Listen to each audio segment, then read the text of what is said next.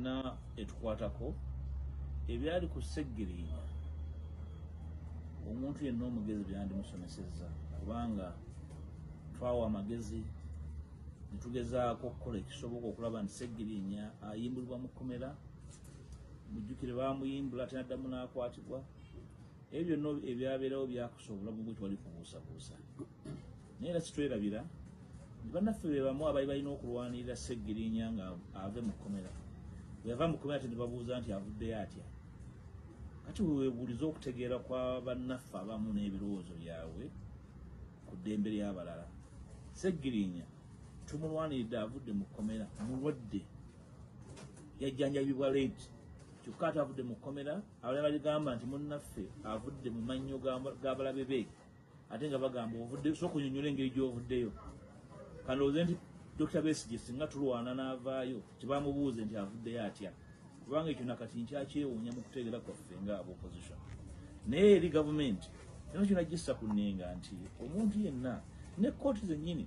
kubanga nkimanyi bulungi nti waliwo okusaba okuli mu kkooti enkulu kwe tuyita okwa habeas corpus muleete nga bw'ali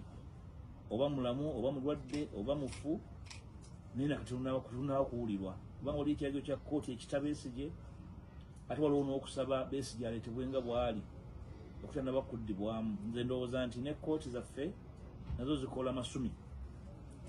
buli muntu mu kiseera kino alina okukola obuvunaanyizibwa bwe okulaba nti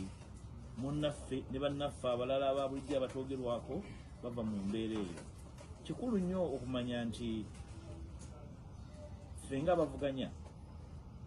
omu ku ffe wabeera nga ali mu mikono gy'abalabe baffe tulina okusala amagezi gonna okumununula.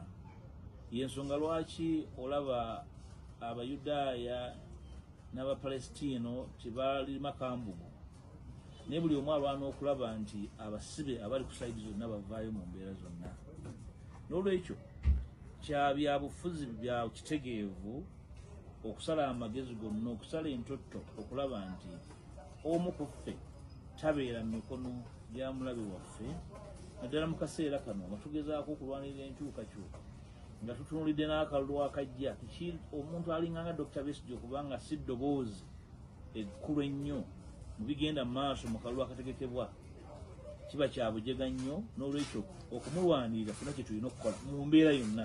abeere mu mikono gyaffe abeere naffe omu ku ffe naye nga tali mu mikono gya mulabe.